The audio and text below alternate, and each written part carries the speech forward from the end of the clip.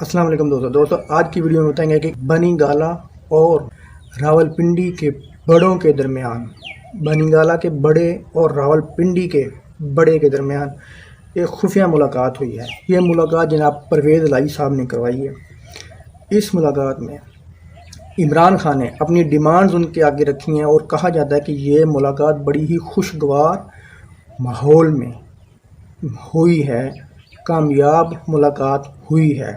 इस मुलाकात में इमरान खान ने अपनी डिमांड्स उनके आगे रखी कि फ्री एंड फेयर इलेक्शन वक्त से पहले जानबदार इलेक्शन कमिश्नर और आर्मी चीफ की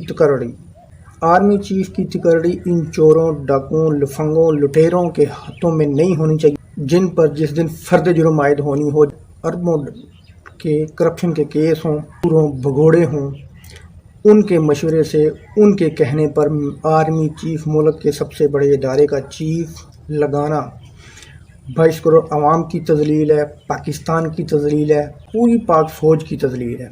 तो उस मीटिंग में ये फ़ैसला हुआ कि या तो आप 90 दिन की एक्सटेंशन कर लें होगी, या आपकी रिटायरमेंट हो जाए टाइम पे, इलेक्शन की डेट दें, आपकी रिटायरमेंट हो जाए, मार्च से पहले नई हुकूमत आ जाए और मुंतखब हुकूमत आके उस खाली जगह को फिल करे। मतलब कि तब तक जिस तरह एक अबूरी वज़ीर आज़म आता है,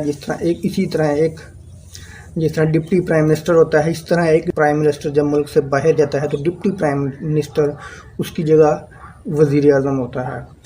इसी तरह जब आर्मी चीफ एक बाहर जाता है तो उसकी जगह एक सेकंड आर्मी चीफ होता है।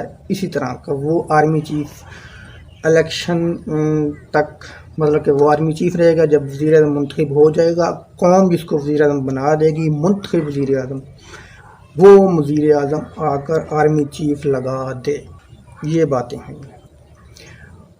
आपको पता है कि इमरान खान साहब की पॉपुलरिटी इतनी बढ़ गई है कि 2/3 मेजॉरिटी से इंशाल्लाह वो वज़ीर आज़म होंगे, आएंगे, और वो इंशाल्लाह और जनरल फैज़ को ही अगला आर्मी चीफ लगाएंगे।